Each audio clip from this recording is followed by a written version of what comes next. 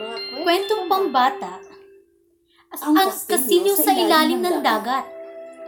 Noong unang panahon, may isang maliit na isla ng mga bangkero at mangingisda na pinumumunuan ni Haring Mandring.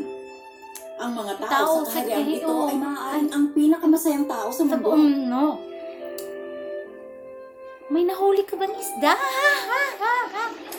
Ngunit sa isang araw,